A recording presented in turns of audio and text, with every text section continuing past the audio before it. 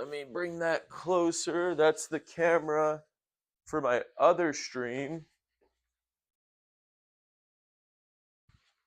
And we'll be talking. If you know anyone who's interested in this, like, let's talk about it for just yeah, if you know somebody that's interested in this case, then please bring them into this chat, because we're going to be talking about the Luigi Mangione cases. And thanks, Bluey. You got this, man. Okay, and I'm pulling out my laptop here to pull out like all the info that I'll probably need. But let's just like go over it if you'll give me like 1 second.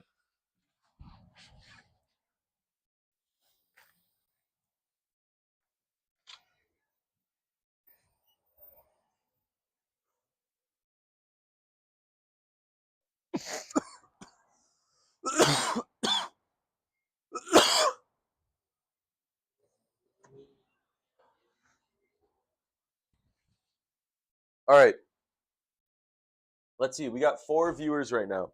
I'm an attorney in California, licensed attorney here, and I'm about to go over Luigi Mangione's cases with you guys. There's a lot of people who are excited about this case. There's a lot of people who are on his side. There are people who are not on his side. This case has sort of become like way bigger than life, really. And also this case has become bigger than the facts themselves. Let me tell you what I mean about that. When I say this case has become bigger than the facts, um, that means that legally, sometimes legally, this case maybe should be seen as like something very simple. Um, I mean, legally, the questions to be answered are: did he commit murder? Did he commit the crimes that are charged? And let me tell you, the facts are a little overwhelming. Um, they're not looking good for him right now. Okay, and I want to make sure that I can see the chat. I don't know who's still in here. Um, but pretty much, I want to look at this Luigi Mangione situation and just kind of like break it down for people. Luigi Mangione's criminal cases. Super important reason why I put cases, because that means he has two. Because he does have two criminal cases that I'm aware of, and he may have more that I'm not aware of. But he has two cases: one federal case, and then he has whatever case. I'm doing that thing where my brain is moving faster than my body. Um, one federal case, one state case. As far as I'm aware. Ooh, somebody just put a good comment. 417A2B. What can happen in this, sir? 417A2B. Um, I'm looking right now. If you're still in this, thank you for the comment, Kanika. Kanika asked a question. She said 417A2B. Let's take a break from this real quick because this is a live stream and we're trying to engage. 417A2B. Somebody just asked about this. I'm assuming that they are talking about Penal Code section 417A2B, which is a crime. It's basically just like a criminal statute. And I know a lot of them off the top of my head. 417 is one of those ones I don't have memorized exactly. Okay, 417A2B, brandishing a firearm. Basically, you have a gun on you, like going like this, or pulling it out and like waving it in the air. That's brandishing. Is that what you're talking about, Kanika? If you're still in here, feel free to respond. But I'm pretty sure you're talking about 417A2B, which is brandishing a firearm, which in California, yes. Very good. So in California, it's a misdemeanor to do that. I'm seeing here on my little app, this is an app that a lot of criminal lawyers use. It's called Crime Finder. And if you're a criminal lawyer, you should get this app. If you want to be a criminal lawyer, you should get this app because pretty much I'm showing my other stream. It's a resource where you can just like scroll through different offenses and then you can see like certain information on them. But if we're gonna stick to yours, 417 A2B, um, exactly. Kanika's on point. She says it says exhibiting firearm in threatening manner. So what does she mean by that? She's talking about the actual text of the statute. If we look at the statute, it says every person who, except in self-defense.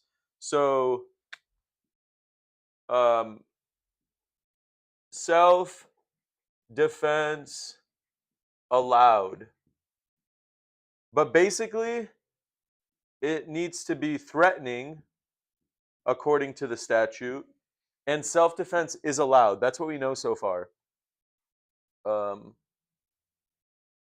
so if you're still in here, every person who in self-defense, in the presence of any other person, draws or exhibits any deadly weapon whatsoever, other than a firearm. Oh, we're talking about AB2, A2B. So A2B, I think that should be a capital B, says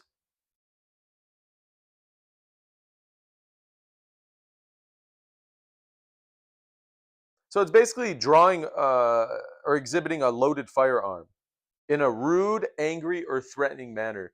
So I'd need to know the facts of your case specifically. If you're asking me like about your case, I'd need to know a little bit more about the facts of that case. But one thing that's important, I'll tell you, is go to the jury instructions.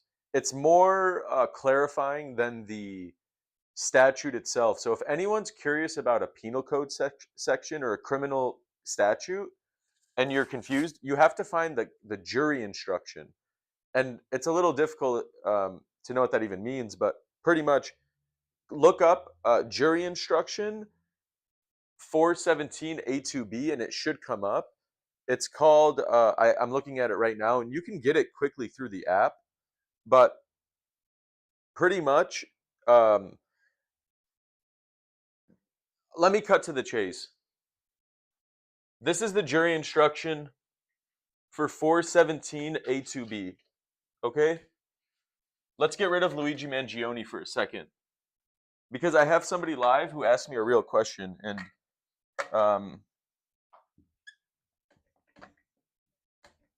A2B.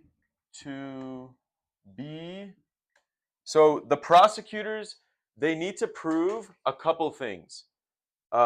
This is basically what the jury instruction says. And it basically says to the jury, you must find this person guilty if the people prove that. The people must prove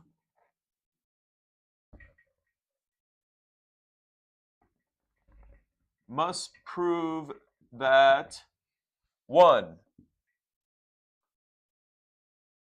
defendant drew or exhibited a firearm in someone else's presence. Number two, defendant did so in a rude, angry, or threatening manner. And so this tells you all three of these need to exist. And if they don't exist, then the jury cannot find that person guilty. According to the instructions to the jury, they should not find the person guilty if the prosecutor, the people, do not prove these things. And these things have to be proven, say it with me, beyond a reasonable doubt. That's like the golden standard that we always hear about in criminal law, beyond a reasonable doubt. And the last thing is basically, defendant did not do it in self-defense. Do it in self-defense. Okay, a lot of things here. Like, what does this mean? What does that mean, right? I hope that explains a little bit. This is the gist of it. If I'm an attorney and I open up a file and I see my clients being charged with 417A2B, first thing I'm doing, pulling up jury instructions. And I'm pulling them up and I'm asking myself, what do they even say? This is what they say. I look at the file, I look at the police report, I'm reading it, and I'm like, do they have facts? Is there evidence in this case that they can bring into a jury trial that helps them prove these things? That's kind of the gist of it, Kanika.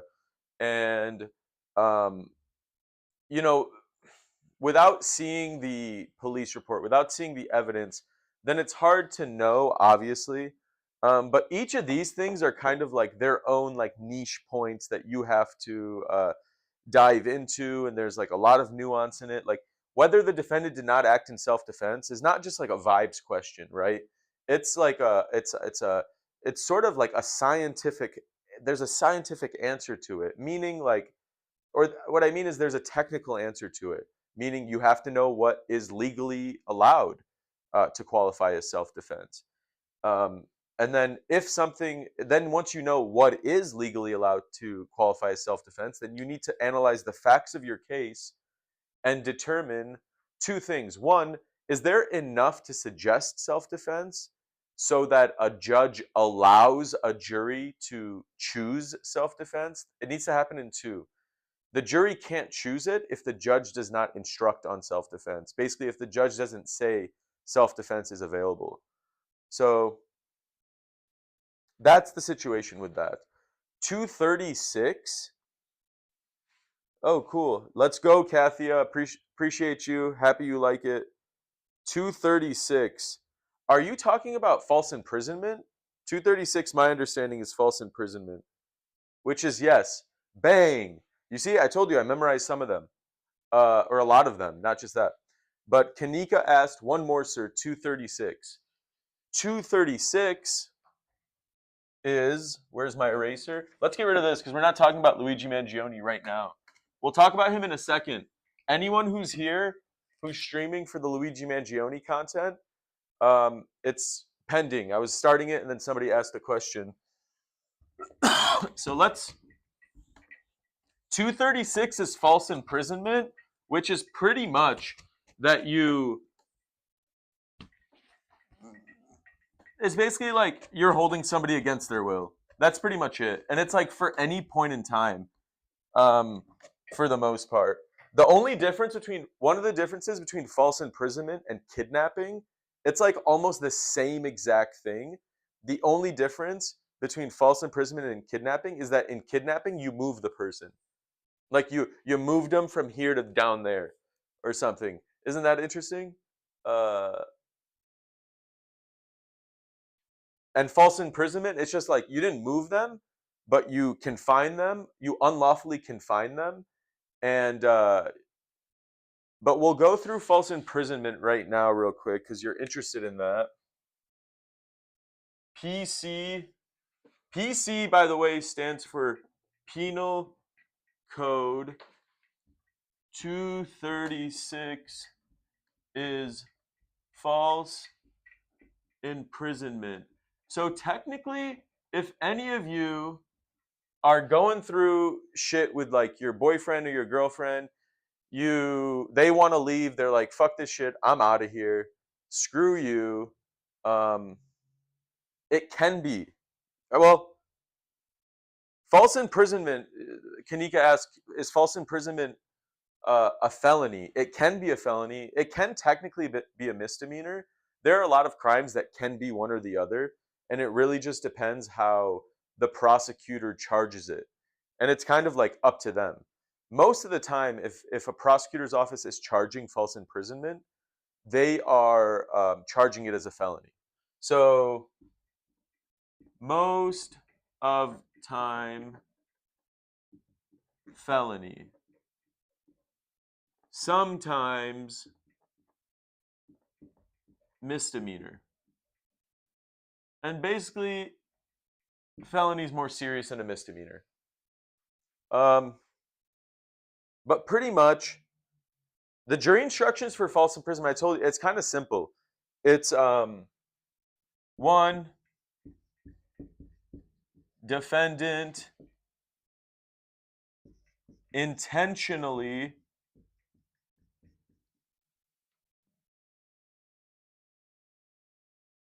it's like a lot of things, but basically intentionally can find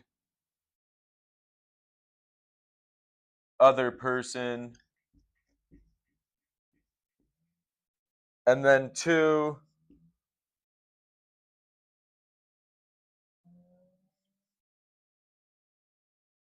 defendant made other person stay or go somewhere against will. So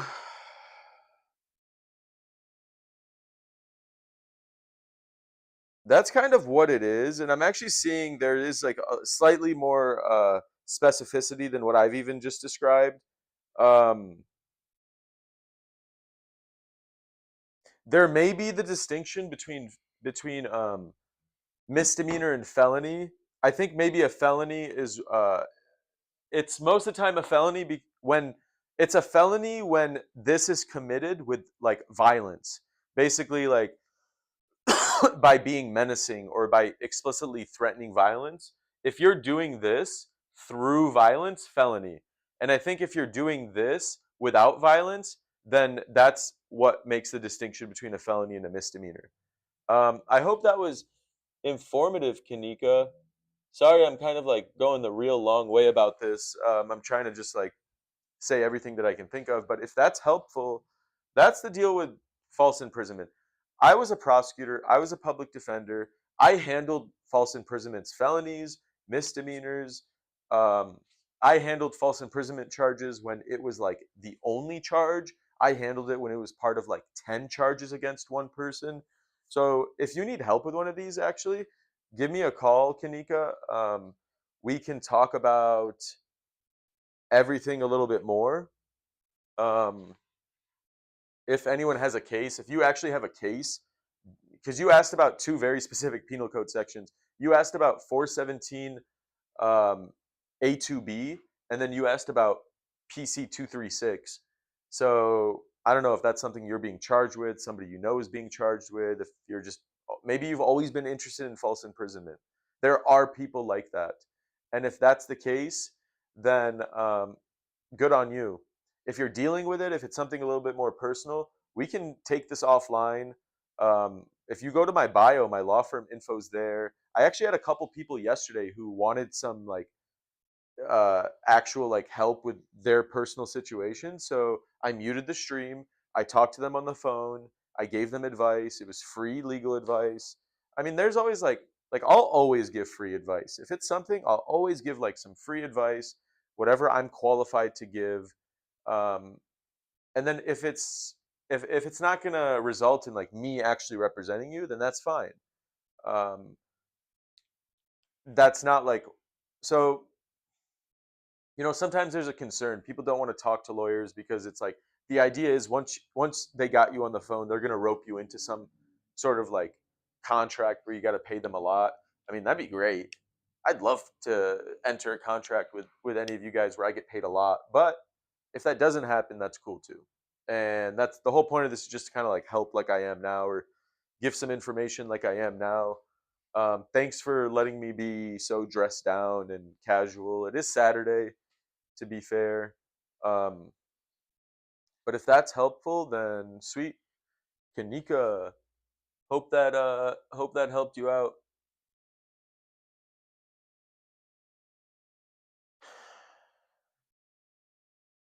And if you just got here, throw in a comment. Let me know what you think about all this. I think I got some sort of request. Let's see. Kanika just, I don't know if she asking now or if she asked before to be a guest. I didn't see that. But I just accepted it. If she wants, I can give her some information live on the stream. That's kind of like the whole point of it, right? Um, but let's see. We got any engagement in Kick, any engagement on YouTube? Just checking on those things. Somebody said, somebody told me they can give me 500 followers for free. Even though I know they're nice and whatnot, I'm gonna just ignore that. But yeah, this is the situation right now. Um, Let me bring this just a little bit closer for both streams purposes. Ah, okay. Let's see. How does that look? How's that looking, stream? Let me know. Okay, so I answered Kanika's questions there regarding 417 A2B and PC 236. Hope that was helpful. Um, if you want to talk about it more, Kanika, give me a call. My phone number is 833 844 7700. Let's see if we can put that here actually. 833-844-7700.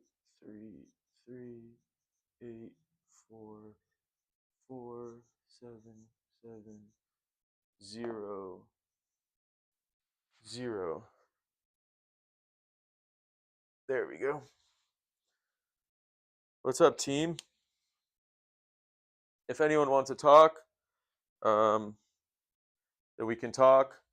But let's go over, because I said it, I guess I promised it, huh? Like that's the whole point. I changed my streams names to Luigi Mangione, so I guess it's only fair that I actually talk about him and not just like pretend like I'm going to.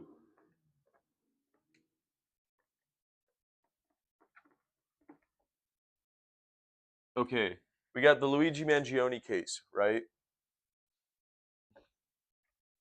2 criminal cases. Why does he have 2 criminal cases? Because he can be charged at 2 levels: federal, state, of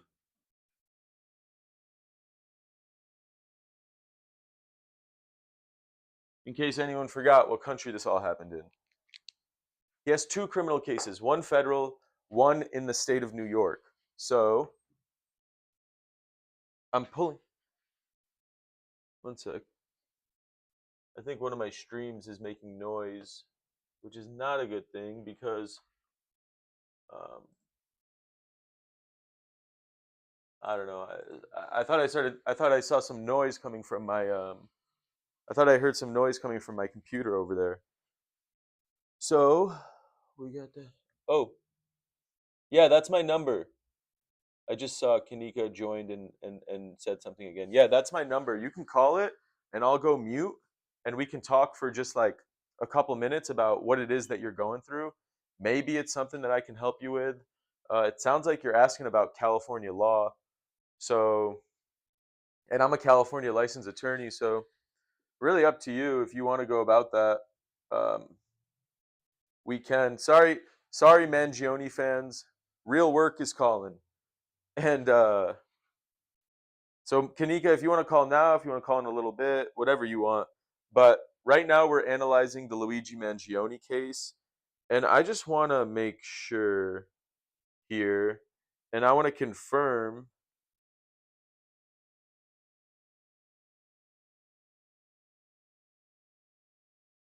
what kind of cases he has. And I want to confirm because technically other states could charge him. I don't really like, I think the situation was he shot a guy in New York and he was caught within New York. So I don't know if there's any like cross state situations going on here. Okay, so it looks like I got us some more information. I should have a red pen somewhere here. Yeah. Federal, 2 charges remaining. State, 9 charges. So in the US, the federal government has their own set of laws, like you can't commit murder, you can't rob somebody, you can't do this, that. And each of those, if they are violated, have their own punishments, right? Same thing with the state of New York. State of New York has their own body of laws. Let me see if anyone's saying anything. I tried calling you, but you won't answer. 833-844-7700. 833-844-7700. Not sure if not sure. Somebody said they tried calling me, but I won't answer. 833-844-7700. Not sure if they're calling the right number or what it is because I'm not getting any calls. Um, so, um, in both systems, there are crimes. In both systems, there are punishments for those crimes. So, right now, the best way to think about it is he has 2 cases, one in the federal courts, one out of the state courts, and he's facing 11 charges across all of them. 11 charges. And so basically, if you just want to think about, you could just think about it like one. Even though you should think about it as 2 different processes, like he could be found innocent completely in the state of New York case, and then for some reason he's found guilty in the federal case. So really depends. Um, it's very, very specific, but generally think about it as one case. Think about it as 11 charges, and let's look at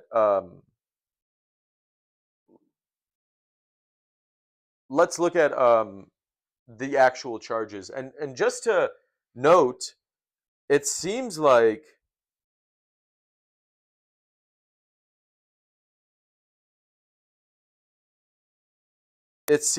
originally there were 15 charges. Originally, he was originally charged with 15. Let's see.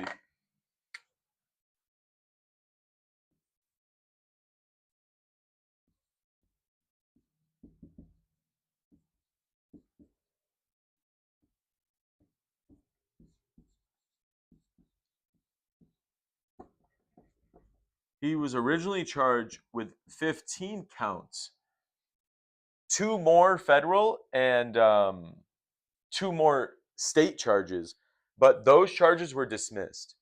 Let me see if there's anyone saying anything else. Thanks everyone for tuning in. Thanks everyone who's viewing right now. We're reviewing the Luigi Mangione situation. So basically, he was originally charged with 15 counts across both of his cases. 2 of them were dropped in the federal, 2 of them were dropped in the state case.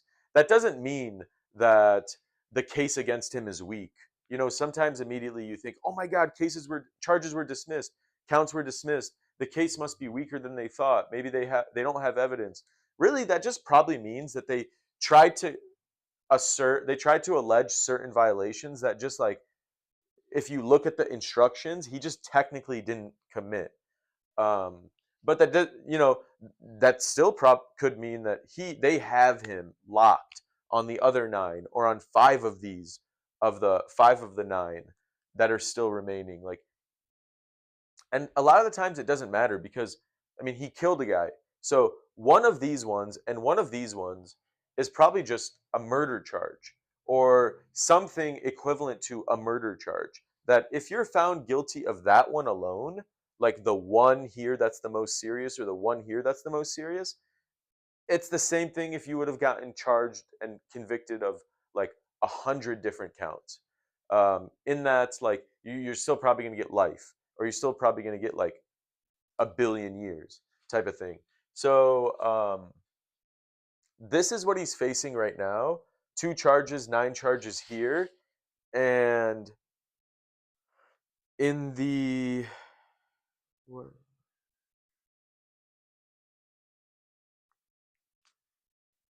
and I'm just going to do like a quick list. I'm not going to show you all 11 charges, but pretty much um,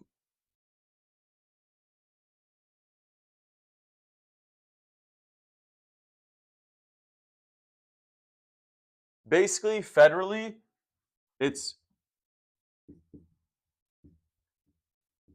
federally 2 counts of interstate stalking.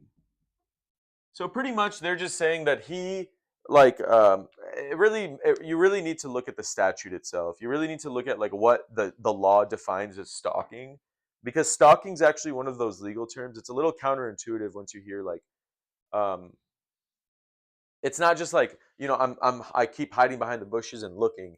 It's like um I'm like repeatedly in the state of California, at least, stalking is like repeated acts of like harassment, like sort of like repeated acts of like aggravated or like violent harassment. It's something like that. And it's important that it's like repeated. And I think it has to be like repeated within like a certain time frame. Um, this could be the same or it could be different. But this is 2 counts of interstate stalking. Point is, what's important to know about this is if this results in murder, then life in prison. So, and it did result in a murder. So he is facing life in prison in his federal case. And technically the crime is interstate stalking. And there's a reason why this interstate, and that has to do with the separation of powers, and that has to do with the enumerated powers of the federal government according to the Constitution. Like a bunch of things are relevant there. But this is what he's being charged with federally. And then, let's do it in blue. State, pretty much what he's being charged with at the state level. So basically, the state of New York, not the federal government, but the state of New York says we have laws and we're going to charge you with them because you killed a guy in our state. And the law gives us the power to charge you with certain crimes. And we can bring you to court and we can prove that to the judge or a jury in a criminal case. And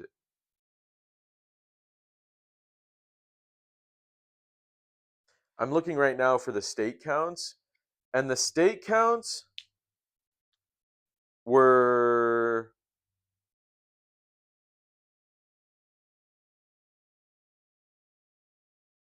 the state counts that remain, 9 of them, basically second degree murder, uh,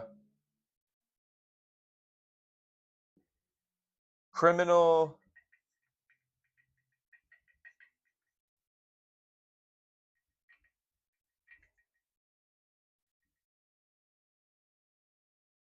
criminal possession of a weapon, and forged instrument.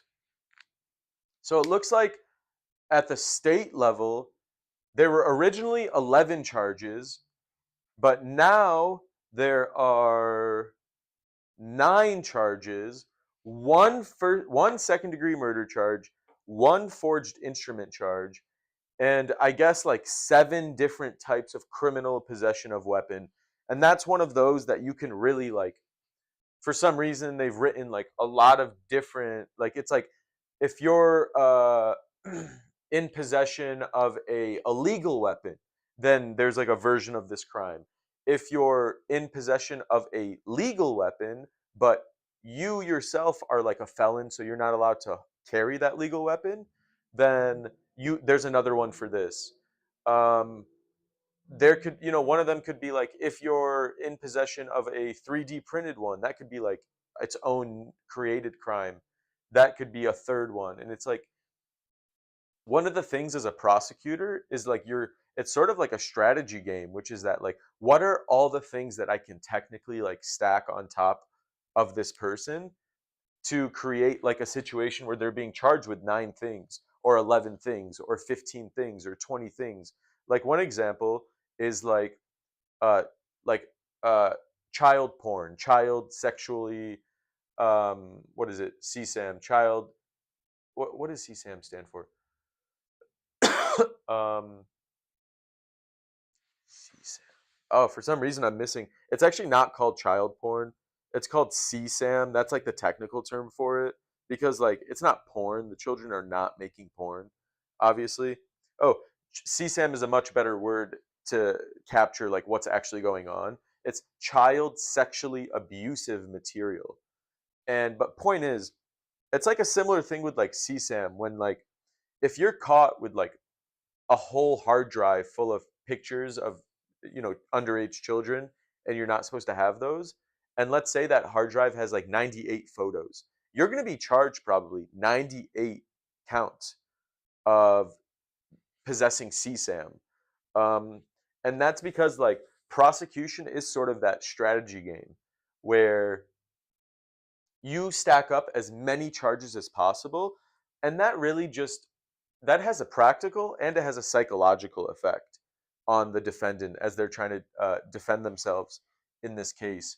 So but it really depends. I mean, sometimes you can put a million of them and the punishment if you're found guilty on one is going to be the same. Then so like you just need one in a lot of those situations. If you get one, that's good enough as if you got 100. And I know that sounds weird, it sounds counterintuitive, but like trust me, that's how it goes. So this is the situation. So if I were somebody that was interested, I'd look at all three of these. Well, in the federal case, he could be found guilty and be sentenced to life in prison. He also could be sentenced in that one to any time that the judge deems appropriate.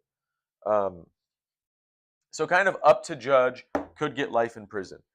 State level for this one, let's look it up. Let's look up the exposure for somebody in the state of New York charged with second degree murder. What is,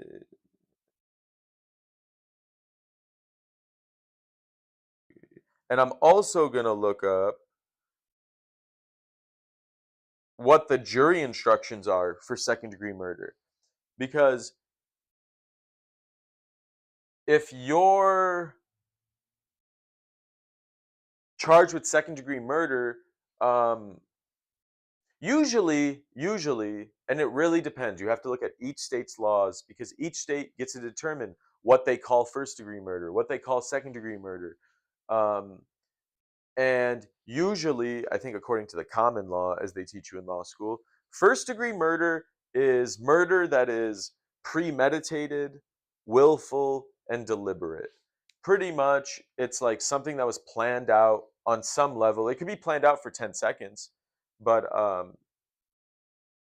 in theory it could. But premeditated means anything, or it pretty much just means planned out or thought of, contemplated somewhat meaningfully for some time. And second degree murder is like everything else. That's like usually what that is, or that's what they teach you in law school. And but you need to look it up to know what New York does specifically. And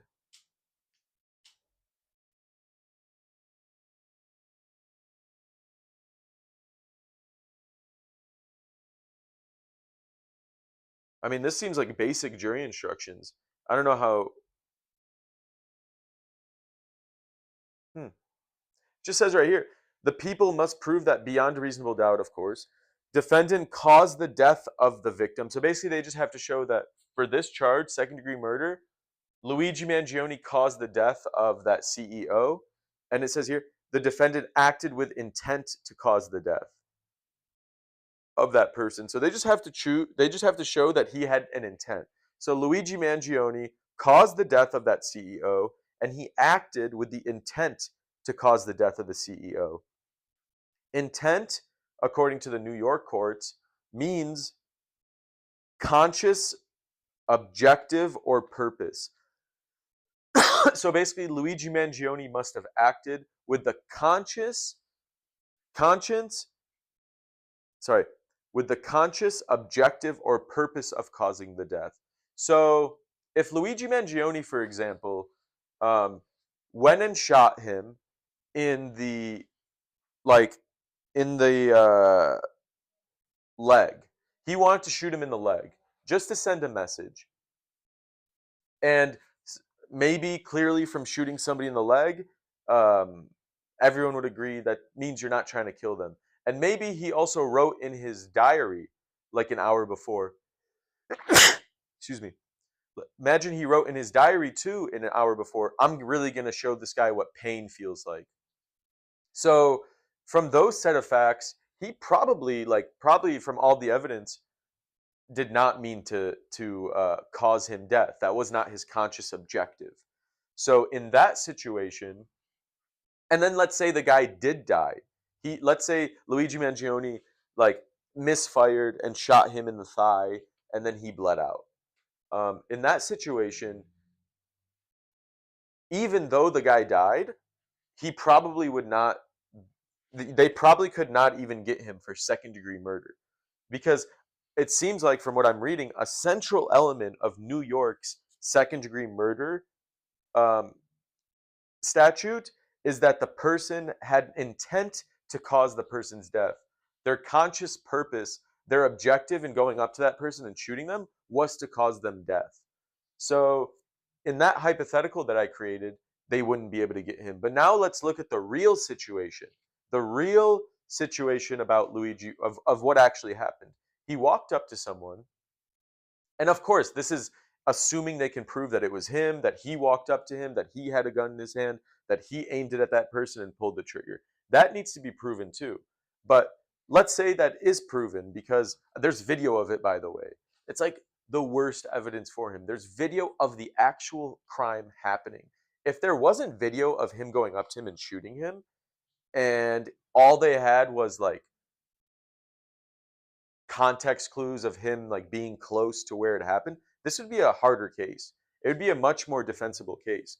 But it's not really, because there's video of it happening, pictures of him across the city in nearby places, and ultimately he is found, he's arrested in the same outfit, um, and whatnot.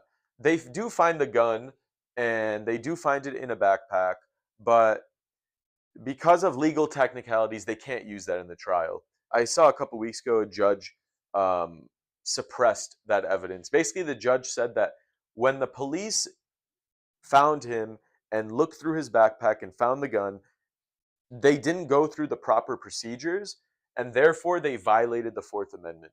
That's what a judge said a few weeks ago.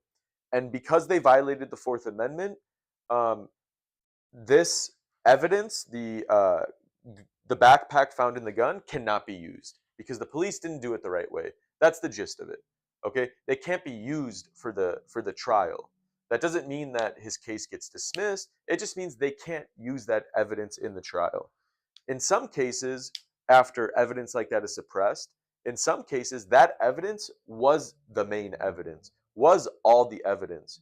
So sometimes when a judge suppresses certain evidence, in effect, it interferes with the prosecutor's ability to even prove that the crime occurred. So in those situations, a lot of the times the cases are dismissed. Cases are dismissed by either the judge, either the prosecutor, because they don't have their central evidence. In Luigi Mangione's case, you don't need the gun. You don't need to show the jury, and look, he was found with the gun. You don't need to do that. In that case, you could piece together, look, there's a video of the guy shooting the victim. And look, there's pictures of Luigi Mangione 5 minutes after, 10 minutes after in XYZ locations. You have witnesses that put him in XYZ locations. And look, there's also video of him at a McDonald's wearing the same outfit as the person in the video who shot the CEO or the victim. Um, that kind of evidence can come in, and that kind of evidence is enough to get him to get him guilty. That evidence is enough to find him guilty. Um, for a jury to find him guilty, absolutely. So let's see, anything going on in the? A lot of people are joining and leaving. It's like if everyone just joined and stayed, I'd probably have like a gazillion viewers right now. I'm not sure. Maybe there are a lot, but either way, that's the situation with his case, and that's why they probably have enough to find him guilty for second-degree murder. They probably have enough. They just have to prove that he killed the person with the objective purpose of killing that person. With the no, better word is the objective. With the conscious objective to kill him. And how do we know it? Because he went up to him and shot him in the head. He didn't shoot him in the leg. He didn't shoot him in a place where it indicates he wasn't trying to kill him. He was just trying to hurt him. He shot him in the head. And a jury, reasonably, the prosecutor is going to argue that when you shoot somebody in the head, you know what the consequences are of that, right? You know what uh, could happen. And the reason you shoot him in the head is because that's what you want to happen. You want to kill the person. Um, and Luigi Mangione is a smart guy. He doesn't deal with any developmental disabilities. He knows what the consequences are if you shoot somebody in the head. He's educated. He understands biology. He understands physiology. XYZ.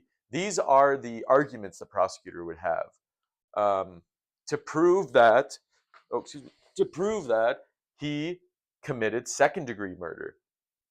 And if you're found guilty of second-degree murder, then I don't know. New York's weird, and I don't practice there, so I don't know the exact specifics. But there's two ranges essentially.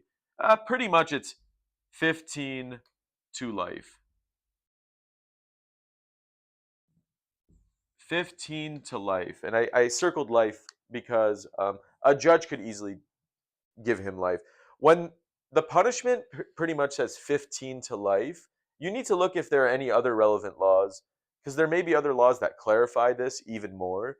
But when something says 15 to life, that pretty much just says um, once you're found guilty of this, then it's in the judge's decision to give you minimum 15, maximum life.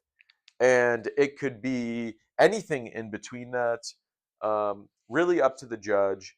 And judges usually will, when they're coming to this decision, both sides, the defense. So, like, let's say Luigi Mangione's found guilty of this. After, his lawyers are going to argue what the judge should decide regarding the 15 to life, and then the prosecutors will argue what they want the judge to do.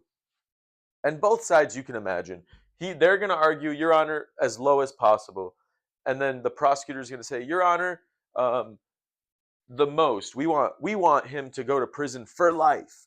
And the judge, and they're both going to use arguments from the case itself. They're going to be like, Your Honor, the evidence came out, and the prosecutors will say, Your Honor, the evidence came out during this trial, and it showed that Mr. Mangione acted with complete malice.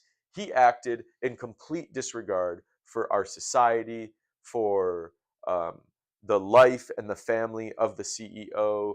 He acted with evil in his mind. He acted like somebody who, if you only gave him 15 years and he got out, he acted like somebody who may do it again. He's shown that he has this vendetta against the world, against rich people, and if you let him out in 15 years, he's going to do it again. Your Honor, there's only one appropriate sentence, and it's a sentence for the rest of his life. And then the judge would be like, oh shit, oh my God, yeah, he may kill somebody again in 15 years. He may kill another billionaire. And then it goes back to me. I'm the judge who only gave Luigi Mangione 15 years. Um, and like let's just say the judge is only like 40. So then like he's thinking, oh man, I'm gonna be 55. I'm gonna be going for like a court of appeals position, and then uh, I'm the judge, but I don't get it because I'm the judge that let Luigi Mangione out. He could be thinking about it like that, or she. I don't know who the judge is, or who's going to be the trial judge. It may not be set yet at this point. Um, so that's everything that goes on. Now, if he's found guilty of this, it's like then he could be found guilty of this too and this too, and it's not really going to matter because if you send somebody to life, this probably at most has like 5-10 years added, and this maybe like couple years. And if he's sentenced to like, let's say he's sentenced to 40 years, there's a chance he's guilty and sentenced to like 5 years on this one and 1 year or 2 years on this one, and they're all running what we call concurrently. I mean, it's not even a technical term, but it it could be running concurrently. And if it's running concurrently, that means it's all happening at the same time. So whatever the biggest number is like really the most important one. Um, Now, I'm giving a lot of details, but what's funny is I'm oversimplifying. Isn't that funny? It's like you'd think I'm overcomplicating with like all these additional details, but like what I just said about that is not necessarily true in some situations. In some situations, it still matters because maybe after like a couple years, he appeals this one. This one, for some reason, a court of appeals is like, you know what? There was a mistake in that trial. There was a mistake with regard to the second-degree murder count alone, and we're going to get rid of it. So then this one gets erased, and actually, the 5 years he gets on this one matters a lot more because now this is the main one, and this is the thing that this is the only thing that he's being held on. So, welcome to the world of criminal law. Um, criminal law is um, criminal law is an extremely uh, detailed, detail-oriented discipline when it comes to charges, when it comes to sentencing, when it comes to maximum exposure that someone could get.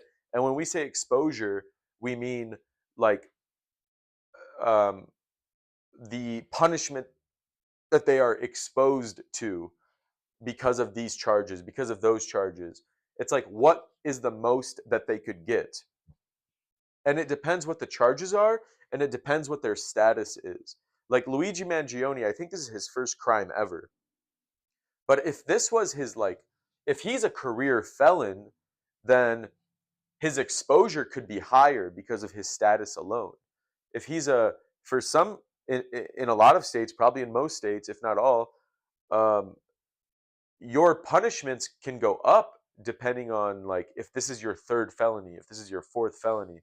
Like maybe a first time offender for a forged instrument, for example. Maybe for them the maximum is like 1 year, but for a career felon, the maximum may be 10 years, and that's because of their status. So it's important to know those things. When you get a client file, you have to find out what is their history, criminal status. Not just that, you have to know what their immigration status is. If they're not a US citizen, the the the equation changes completely. You are considering all different types of factors. And so you need to know these things. Criminal law is again very detail oriented. Um, and it's a lot of fun too. Once you like get to know it, it's like golf or it's like any random sport where it's like, man, this sucks. It's hard. I remember the first like 6 months when I was a criminal attorney at the prosecutor's office. I People would be talking about like like PC 236, midterm 4 years, um, super strike. Like they're just saying like these buzzwords that mean something to them, and it's just like it becomes their like everyday language. It really is like another language you have to learn. And I was just like confused. And it's like golf when like you go for your first like 5, 10 times, and it's just like bad chip, bad drive, bad putt, and you're just like, man, this sucks. I can't get the hang of it. And then after slowly, you're getting the hang of it, and you're like, man, this is fun. You start to talk their language. You start to, you know, um, you start to strategize, whether you're a prosecutor or a defense. There's similar ways to strategize, and it's a lot of fun. It's a lot of fun. If anyone's interested in becoming a criminal attorney, um, I wouldn't advise against it. I would just advise that it's stressful. Um, it can get emotional. It's a little unfair a lot of the time. So if you're somebody who's like always thinking about like the moral implications of things, then maybe you won't enjoy it as much, or maybe you'll get bogged down by certain like aspects of what it does like psychologically. But that's the Luigi Mangione situation. I mean, what's like the ultimate conclusion? He's got a federal case, he's got a state case. Federal case, he could go to prison for the rest of his life. State case, he could go to prison for the rest of his life. Um, do I think he's going to go to prison for the rest of his life? Yes. Yes, I do. That's my ultimate conclusion for anyone who is just like, maybe you're here just to see like what my final opinion is. I think that he's going to go to prison for the rest of his life. I think the evidence against him seems to be strong, right? It seems to be strong at this point. Um, Even though a couple of the charges have been dismissed, some of the evidence has been ordered suppressed. And that's just regarding one of his cases. And I'm going to guess is like maybe the state case where that evidence is suppressed. And it may not be suppressed in the other case because that's how the law works. Different rulings could come in different cases, and you have to, just because you got an order in one does not create the same order in the other one. They're completely separate cases. He could be found innocent of all of these charges, and he could be found guilty of all these charges, and he could still go to prison for the rest of his life in that hypothetical situation. Um, so that's Luigi Mangione for you. That's let's uh let's see what's going on in the chat. Let's see if anyone has commented or done anything. Um, yeah, so I'm a California attorney. I practice in San Diego, California. Um, as you see, criminal is kind of my jam, but I'm moving a little away from criminal because of like the lifestyle associated with it is just like not what I'm trying to do. Especially in San Diego, it's difficult. You got to be like all these different courthouses across, an hour distance away, or 40 minutes or 30 minutes or whatever. Um, but this is kind of my jam. So I hope that was helpful. I hope that was interesting. Maybe, maybe there's another situation I can analyze. I mean, this would have been cool to do with like maybe Trump's cases, Trump's fraud cases, the New York one, Trump's civil case. I mean, it's just like I don't know. I just got this clothes hanger. It was right there, and maybe I can use it to point. I can be, I don't know. I can point with this clothes hanger. It was just right there, and I'm like the fidgety type of person, so now I'm just like fidgeting with it. Um, but yeah, if you enjoyed that, then like the stream. Thank you for joining. Like the stream.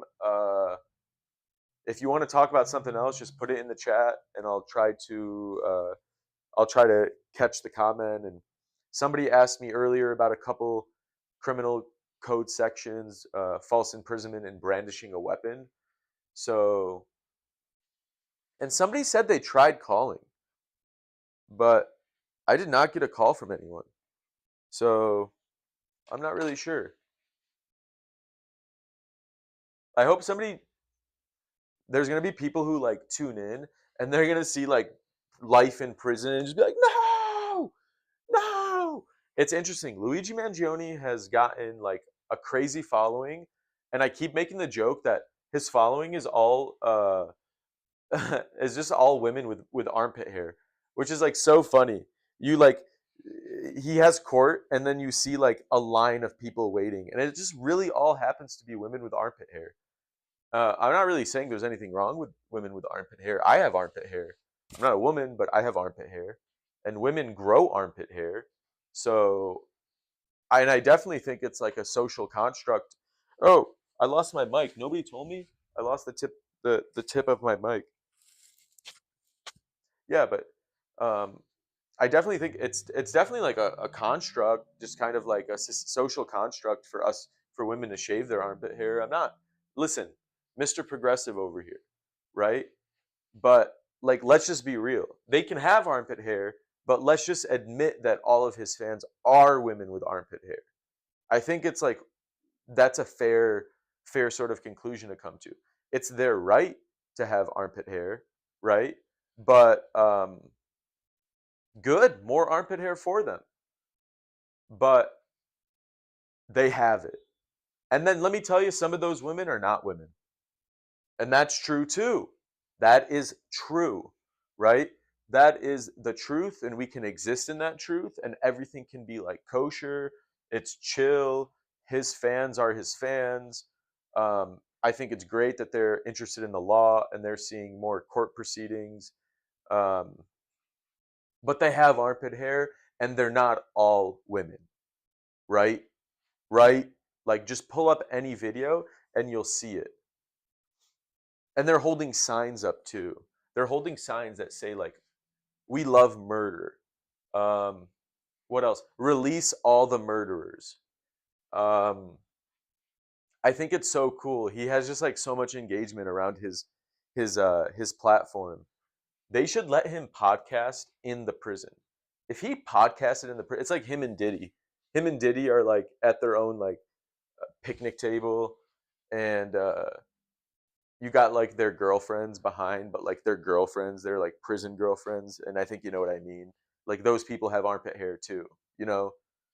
Like he has the same sort of fans in prison like he does outside of prison probably.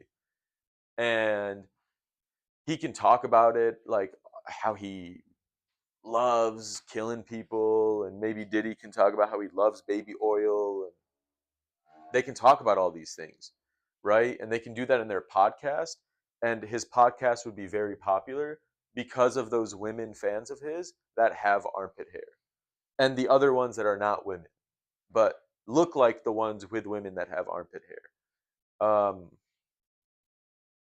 And that's kind of like as much as I got. That's my bit. That's like my end of the real I just did like a full 20-30 minute like legal analysis on him. I don't remember how long it was. It may have been like 10. Legal analysis on this, and now this is like my comedic analysis, my bit on Luigi Mangione. It's like, what's up with healthcare insurance?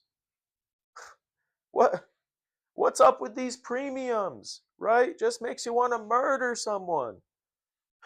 That's I think that's what happened. Kathy is back. A lot of people are back and forth. Kathy is back. I recognize her. I don't recognize a lot of these other people. Thank you for liking Kathia. I just did a whole analysis. I think you missed it, Kathia. I appreciate everybody who's in here. I see a lot of people. Jet Future, user 599441001, Oliver Coyle, Vic Vega, The Go, Moonlight, all these people. I'm trying to shout out all of you. Kathia keeps joining. And I know Kathia, and I want to let her know, sorry I missed it. I just got a coffee. Well, I hope your coffee was worth it because you missed a whole analysis. Let me summarize it for you. Pretty much, um, the analysis is that Luigi Mangione has two cases, federal and state. Federally, he was originally charged with 4 counts. Now, 2. 2 of them got dismissed. Doesn't matter. Like, people be like, yay! Like, he's going to be released. Nope. Kathia, I hope you're not one of his armpit hair fans. Just letting you know, he has another case, state of New York case. That one, there's 9 counts. These, you could say 9 charges, or you can say 9 counts. But there were originally 11. 2 of them got dismissed. Doesn't matter. Still doesn't matter. Um, Federally, the counts that he's still facing, point is, he could go to life in prison. State, I erased it here. It was here. But point is, he could be sent to life in prison in that one. Do I think that he's going to go to life in prison? Yes, I do. Um, I think he's going to. And I'm going to predict right now, I wouldn't be surprised if it happened. Yo, we got a lot of people, 10 people. What's up, stream? What's up, everybody? This is my prediction. Oh, Yara's in the stream too. We're getting more engagement. Sammy the Lawyer on TikTok, YouTube, Kick. Follow me on all of those. TikTok's the one that seems to be the most engaging. Yara asked, wait, what did he do? Luigi Mangione is the person that I think about a year ago now, sometime in December or January last year, so a year and a half ago actually now, he's the one who went up to the CEO in the middle of the streets of New York and shot him in the head. Remember, everybody was like, yay, yay, billionaire killer. We, yeah, sorry. I got a hanger. Somebody's like, a hanger, bro. Yeah, I got a hanger. And somebody asked, what did he do? He, uh, he shot somebody in the head in the middle of the New York streets. The guy that he shot was the CEO of United Healthcare, what may be the biggest healthcare company. Something fell. I don't know what. Someone, what probably is the biggest healthcare company in the country, in the United States, which probably means the biggest in the world. Um, and he went and shot him. There were different explanations why he shot him. I remember initially people said that his mother had died, and his mother was denied healthcare coverage. She was covered under this guy's healthcare company. She didn't get she didn't get the coverage under the policy, and she ended up dying. So like people painted him as like this guy in his room, like on the internet, lights off, just like fuming, angry, angry, angry, angry, angry.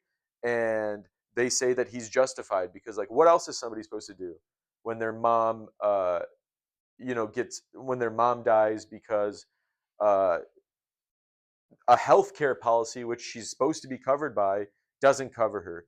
And if that's right, then it's somewhat like I'm not going to say healthcare companies don't unreasonably or justifiably deny people coverage. They do that, but I'm not even making a judgment on his reason. Um, and actually, his lawyers are attempting to get the murder charge reduced to manslaughter because they're going to say that he was like psychologically like messed up from what happened. Another reason people say is because they say that he himself was injured. He had like back issues, and I'm guessing the reasoning goes that he had back issues and he also wasn't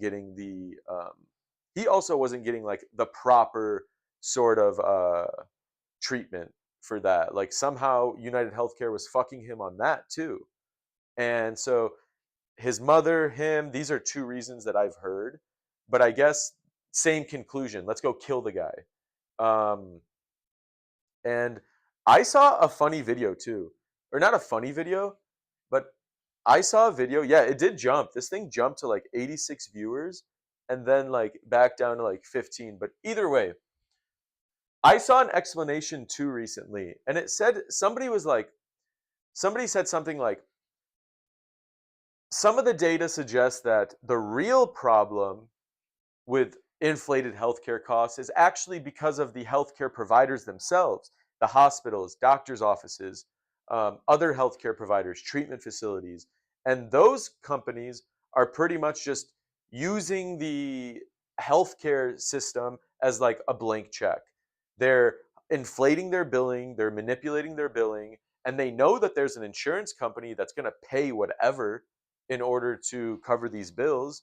You know, it's like you send a insurance company bill for 20,000, then they're gonna, either cover it or they're gonna be like, no, this is too much. We're gonna give you 15, and everybody's still lit about the 15,000 too. So,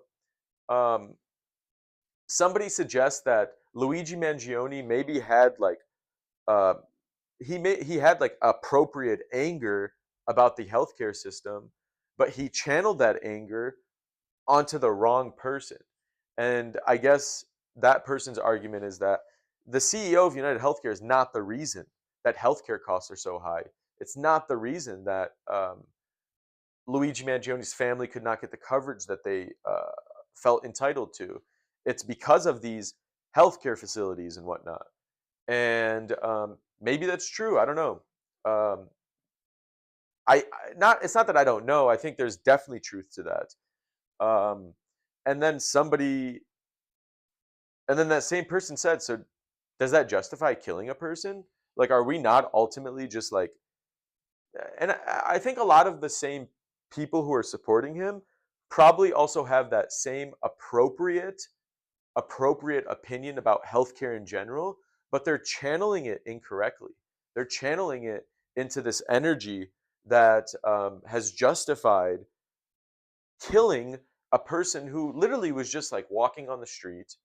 What probably would have done more good than harm is stopping him on the street, saying, "Hey, I know you're the CEO of United Healthcare.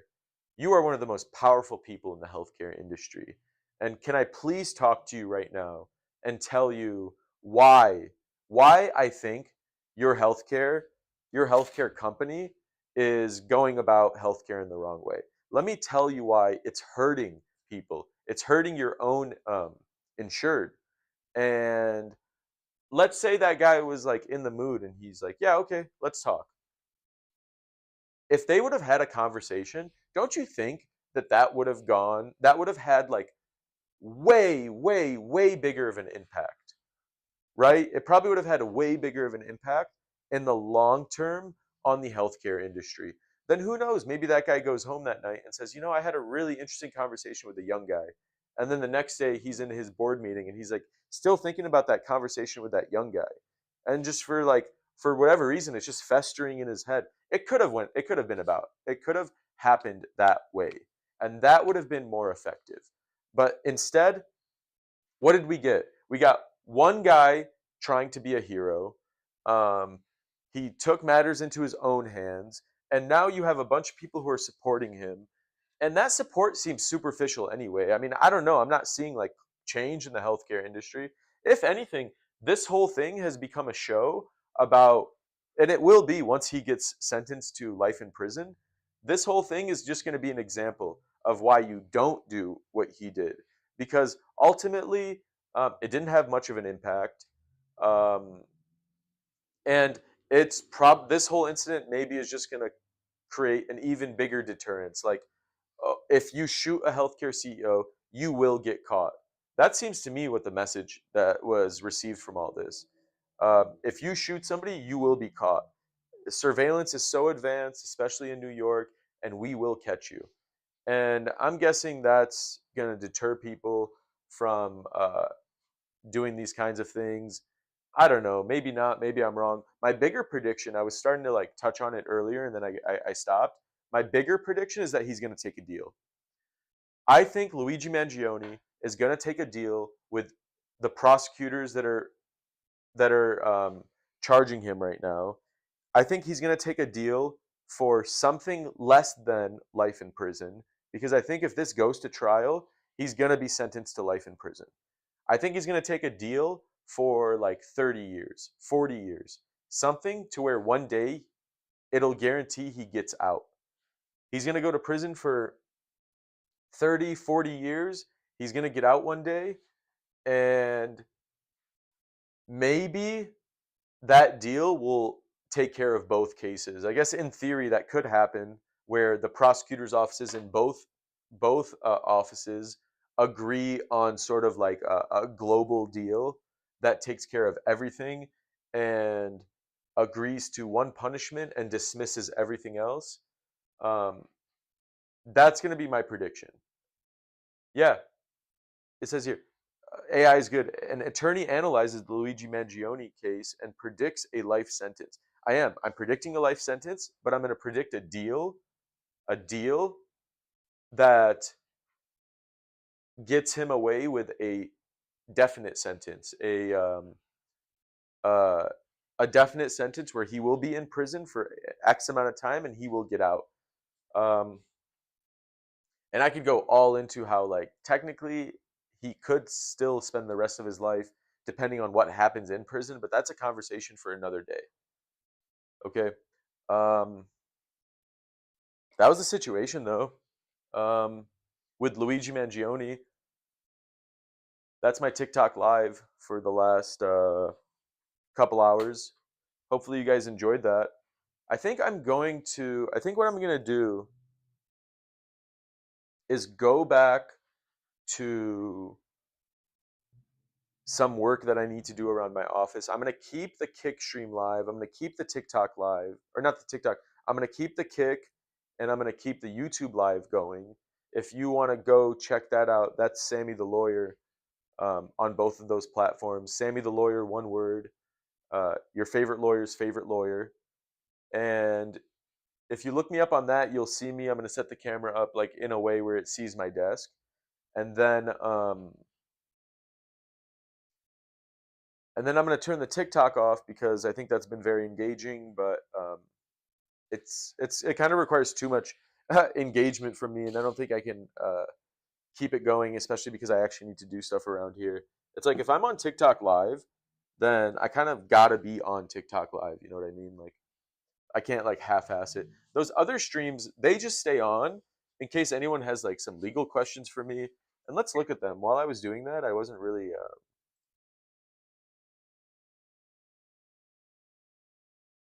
I wasn't really checking it.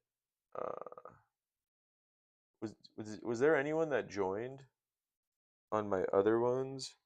I love that so many people were here. Thanks so much for everybody who stayed, listened. Thanks Yara. Thanks Kathia. Um, thanks Julio. Julio had a funny comment. He said, "A hanger, bro." This is all funny. Yara, you're welcome. I remember when I saved you from prison. That was so cool of me. And let's see, how many views did we have on this stream? I'm not sure how many total, but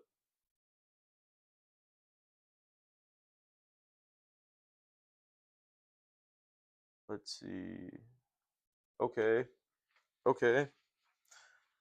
So again, thanks everyone for tuning in. I'm going to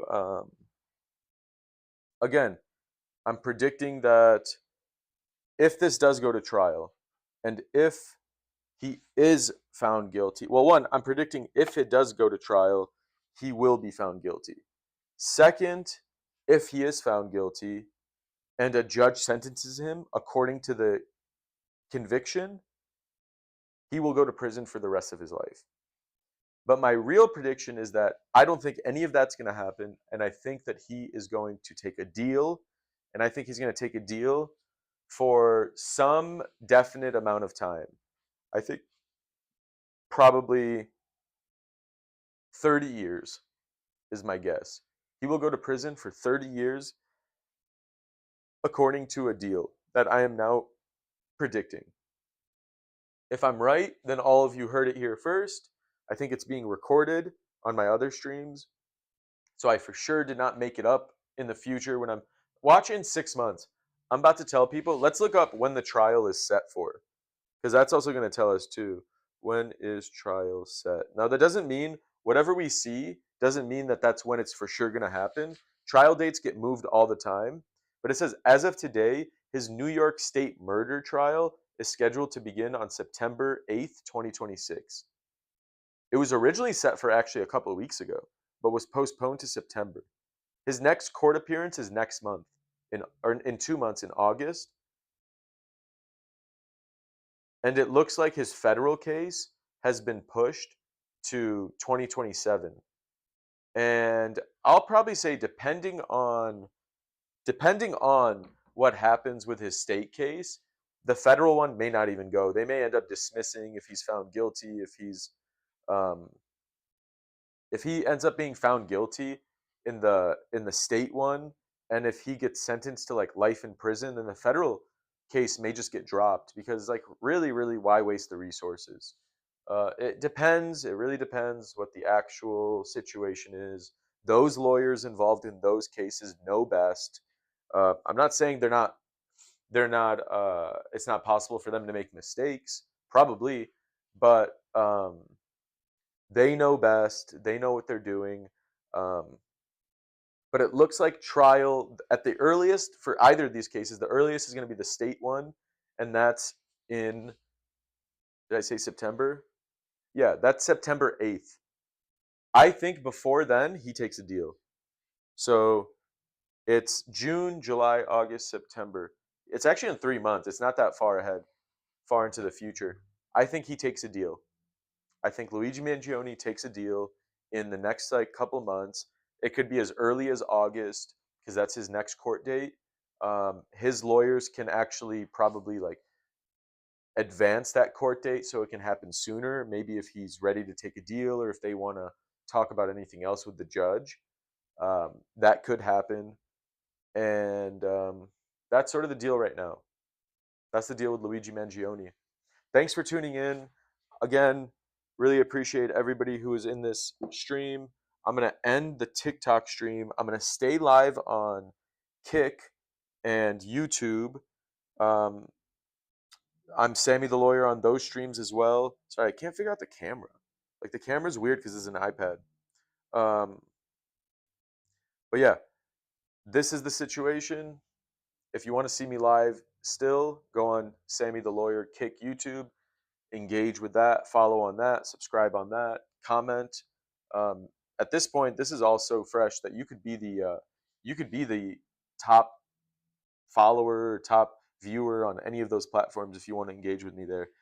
Thanks a lot. I'll be back on TikTok live some other times, talk about other situations. It's Saturday right now, so it's the weekend. I'm kind of like in and out doing work, kind of not doing work at the same time. So be more consistent during the week, but follow to stay tuned, hit the little notification button so that you're notified when I do go live if this is interesting to you. Thanks a lot. Let's see one last check for comments. I hate like ignoring people. We have 4 viewers. Thank you guys. Thanks for being here. I'm going to turn this off and check me out on YouTube or Kick, Sammy the Lawyer, if you want to keep engaging. Thank you very much. Luigi Mangione, sorry, man. Nothing personal. I just think you're going to go to prison for the rest of your life.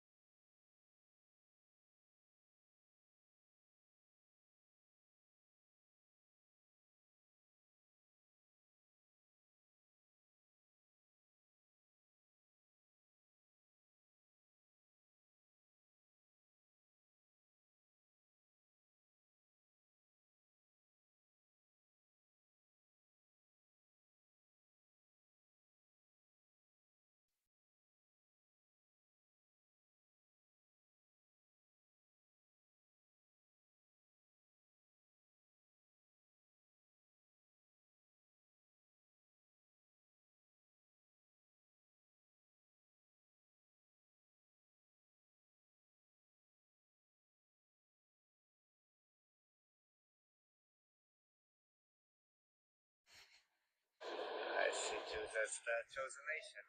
Okay. They were chosen by Shem. They Does that make Jews better? Makes Jews different. Okay. Like so, not all of our body parts are the same. They're all the same parts of the body, but there's the mind, there's the heart, there's the foot. They're not all the same. They're all part of the same body. Do they deserve the same rights? Let's put it that way. But Jews, non-Jews, anyone who lives here, let's say, does everyone deserve the same? You treated the same. Let's put it that way. I think not. I think that this is the nation of the Jews. That the Jews should have more rights than the non-Jews. Like, give me an example of a right that a Jew should have that a non-Jew shouldn't. Right now, there's the right for Jews to come to Israel and to get your citizenship, which isn't for all non-Jews. the land with the Jews. All the Jews can come and live here. I think the Jews should have more rights than us. Can you give another example? Maybe even a law that doesn't exist, or a right that doesn't should exist. I think that Jews should get land here, like the Bible says that each Jew, when Yeshua came with the Jews to Israel, each one.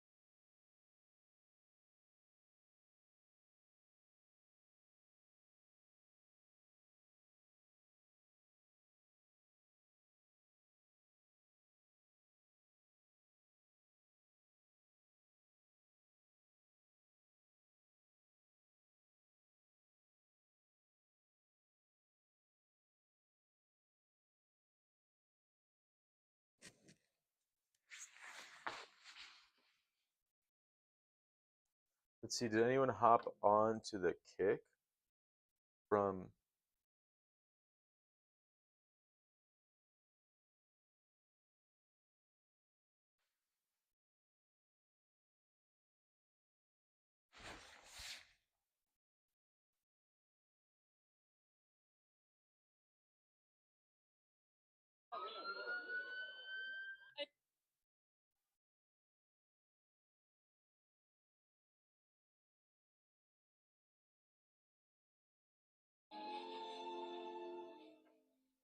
Oh, because Joe was right.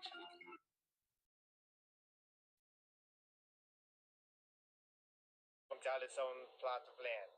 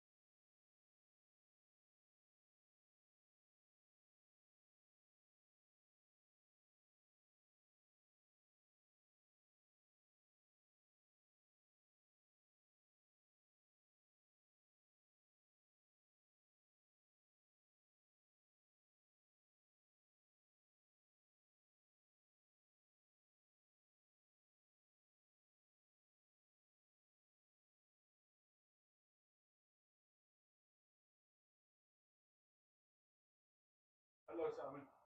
Hi Dad, how are you? What's up? How's it going? Good.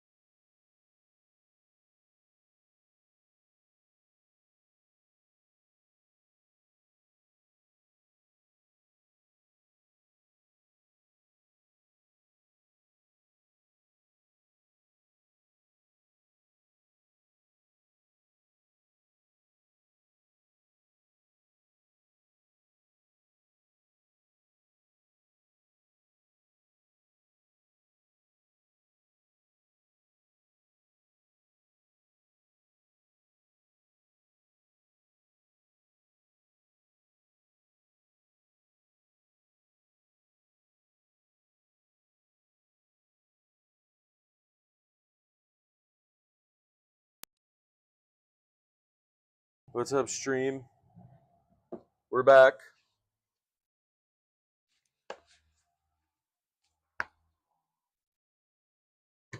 Let's see. Let's plug this back in here. Let's turn this around.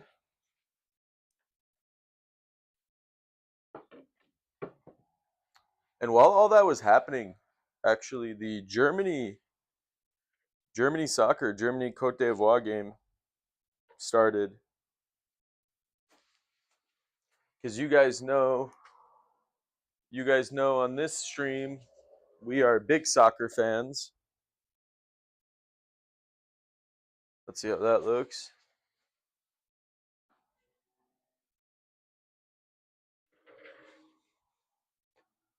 This is actually just my stuff right now. Oh, thanks. Thank you.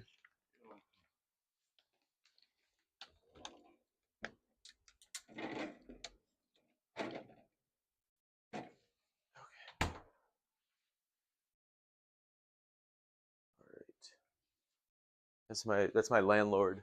My landlord gave me some water and checked to make sure that the AC was set to an appropriate degree.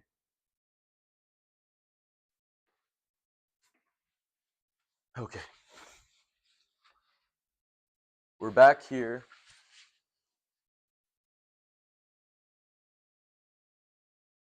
All right. I gotta call.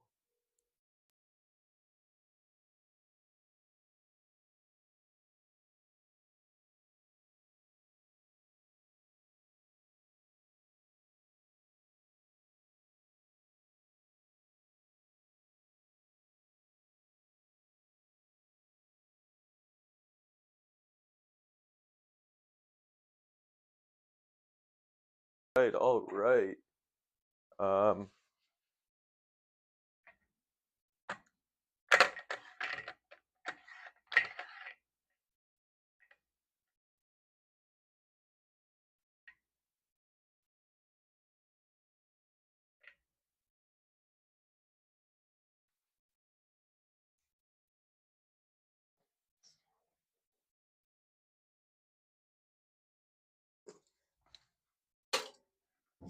all right.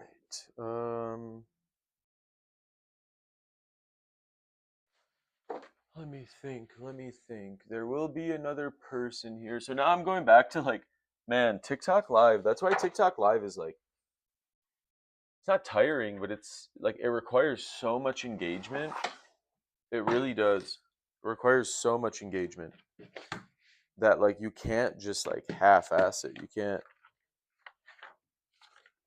can't just like put it on like I do with these ones. I'm kind of admitting it's like I'm not trying to half-ass Kick or YouTube, but it's like I have work to do, so I need to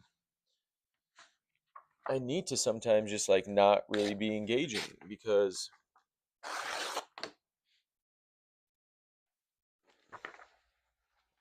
yeah, I just need to like not be engaging sometimes. But TikTok, you cannot not engage on TikTok. That's just not possible. I'm seeing that. And but that was engaging stuff. Like I really like it.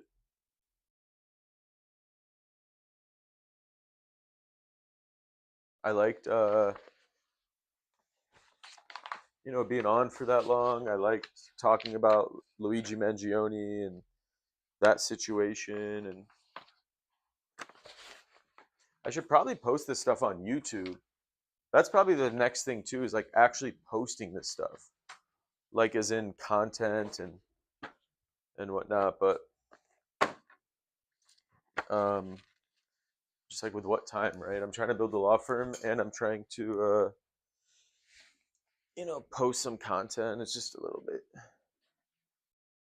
difficult.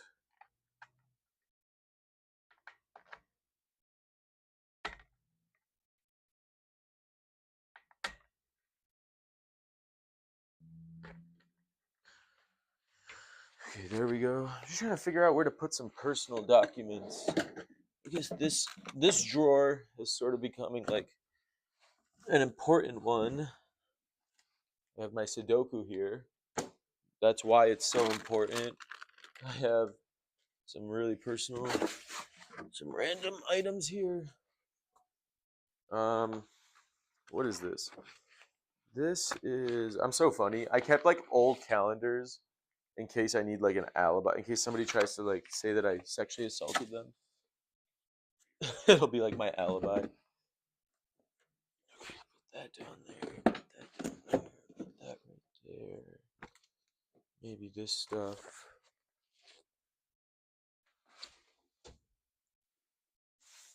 This is pretty much garbage. Put that there. I guess. And then, what is this? Also personal. This one goes here. This is garbage. This is kind of like business. These are. I'm trying to organize myself, honestly. Which I really feel like I need to. Put that there. Put this here.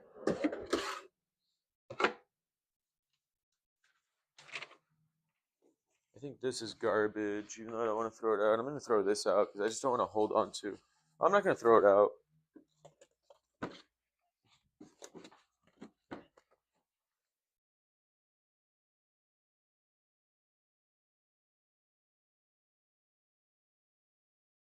Huh. This is interesting. Man, I paid for like a replacement to my registration card, and it came so late. I already have a new car now. So kind of all shit out of luck on that one. Put the Sudoku back, put these napkins back. I think this should be thrown away.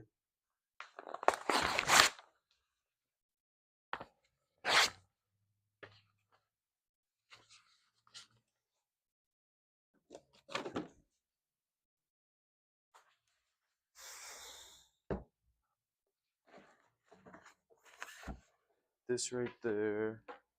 So this seems to be an extra charger. This is really good. I'm happy that I have this. Extra charger right there.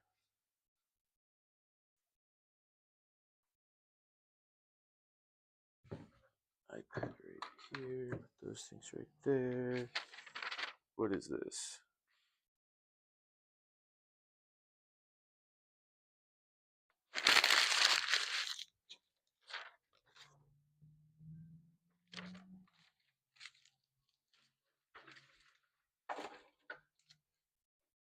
Just continuing to get myself organized here. Put some of these things. Put this one maybe right there. Put this one here. This spray can probably, honestly, probably should be thrown away, but I guess I'll keep it. Do I need to refrigerate it? No, I don't need to refrigerate it.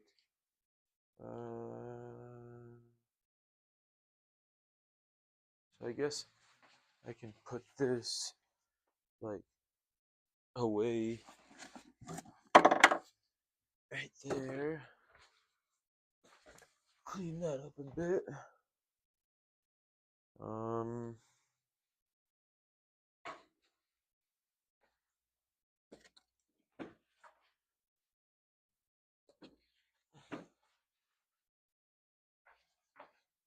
In a little bit, actually, sometime before 5, I have to.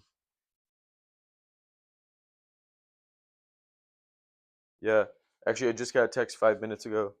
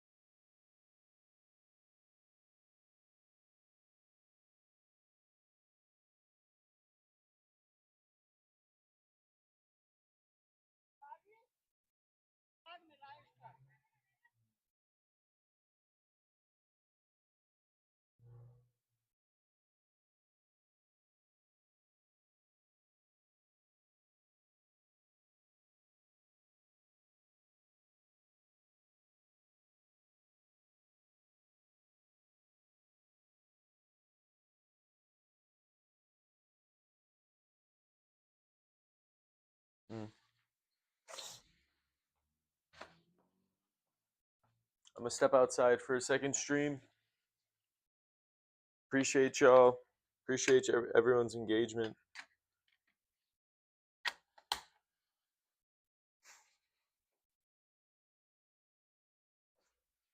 So I'm here at the other side of my office. I'm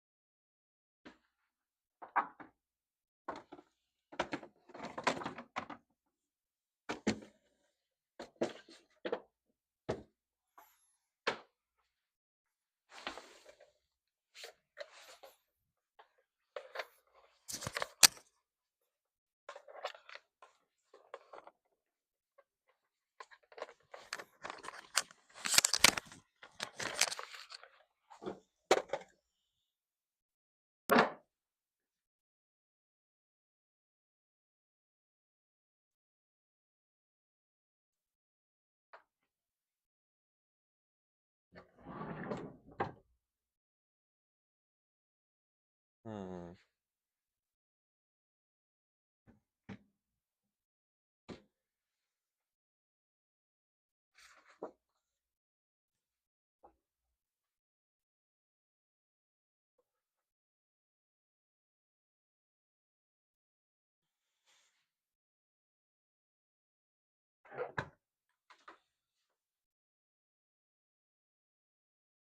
Hmm.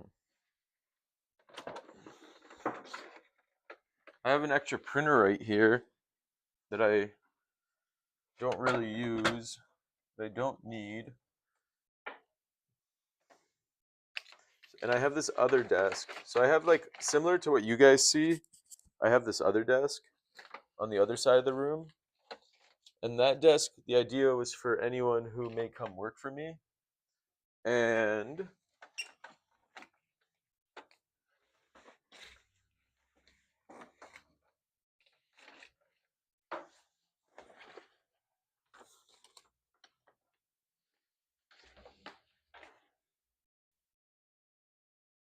I'll put that there to save up room. So that, yeah, that was taking up space on this desk, and I'm freeing it up because I may have found somebody who is gonna come and work for a little bit, and I'm trying to set up that workspace right now for that person. Let's see. I think this is probably the right time to pull this bad boy out. I have like another Mac Mini here, and like I said, this is probably the right time.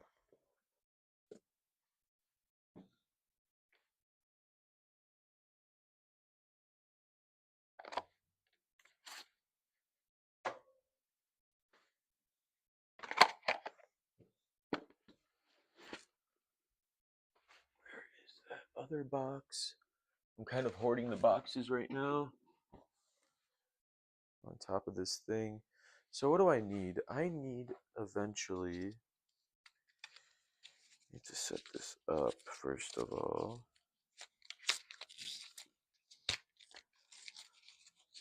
And here's what I'm thinking. I'm hiring somebody that's gonna work like real part-time, right? She's gonna work part-time, probably like 3 days a week. So it's probably 4, 8, 12. It's seeming like it's probably gonna be like 12 to 15 hours a week. Um, what I'm thinking now is probably a first-time boss, first time boss by virtue of being like a real first-time business owner. Uh, even though technically this is the second time that I've had my own law firm.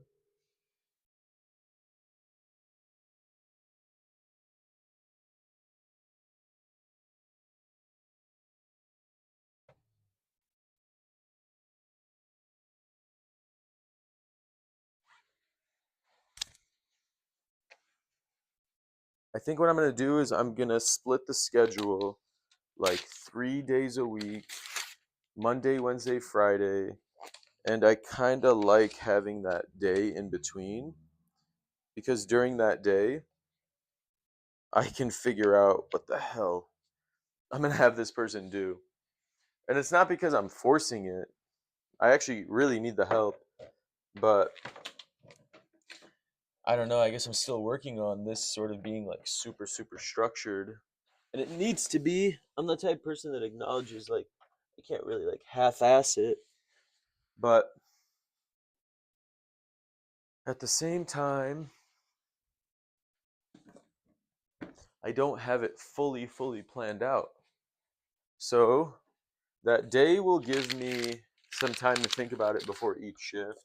Because at this point, since it's not planned out, I think the best thing I can do is have like a few tasks ready for this person every time they come in. And I just know to myself, listen, I don't have to worry about these couple tasks because I know somebody's doing it. By the end of the day, it should be done because this person's coming to work. And that's sort of how I intend on going about all that. We'll see.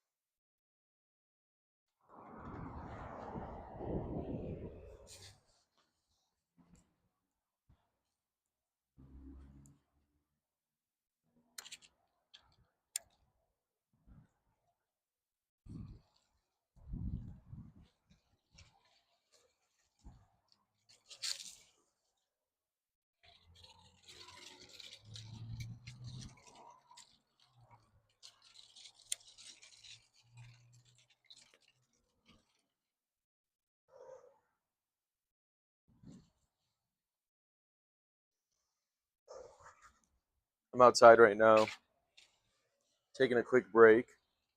Um,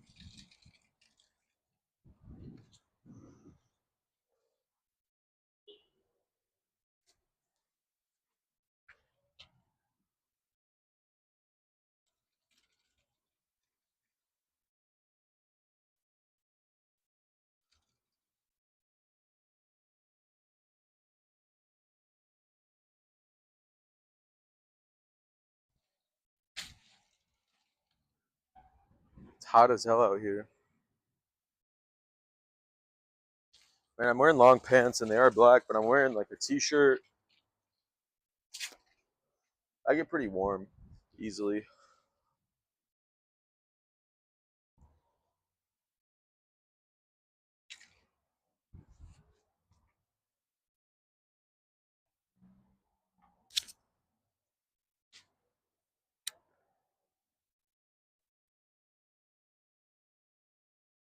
I also need to get a Father's Day gift.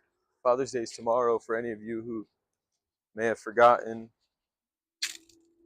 It's tomorrow. Make sure you remember. Make sure you tell your fathers Happy Father's Day. Um, make sure to tell your grandpas Happy Father's Day. Your uncles. Really, all the men. Tell every man.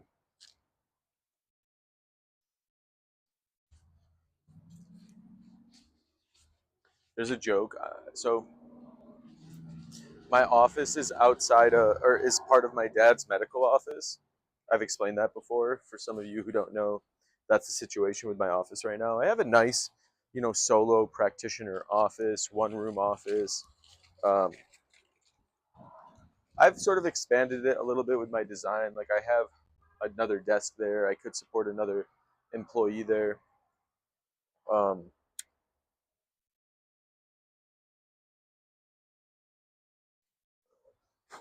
but yeah, that's at my dad's office. Um, and he's a doctor. So it's a medical office, and as part of his medical office, he actually has like another service. For example, there's like laser hair removal, and um, outside of one of the doors, there's like a sign that says laser hair removal, and it has like a woman, it has some sort of like stock image in the back, something like a doctor with a machine, and then like a patient's feet. So the deal is that like there's a there's a banner out here with a stock image of some woman's feet, and I joke that this is my foot fetish corner over here. This is where like I come,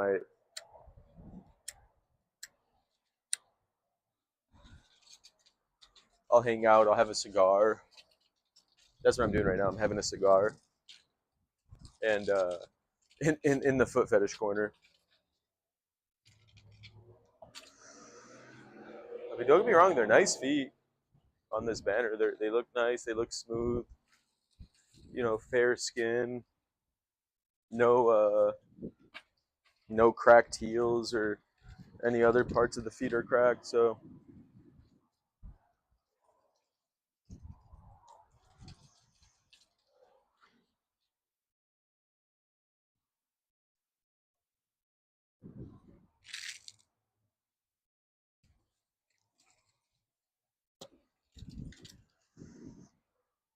and there's actually somebody here right now not fixing, but there's somebody outside cleaning up the parking lot, cleaning up all the trash, cleaning up leaves. Looks like doing general maintenance as well. Looks nice.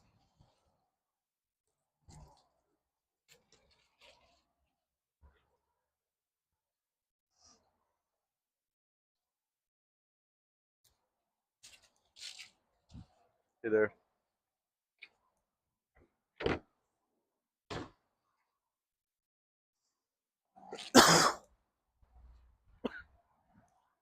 Yeah, it's cleaning up leaves, cleaning up just like all the general things, trimming around, cleaning up leaves, um, cleaning up loose sticks, um, all just like solid stuff. Solid stuff going on here. So maybe I should change the name of the stream because I'm no longer analyzing Luigi Mangione.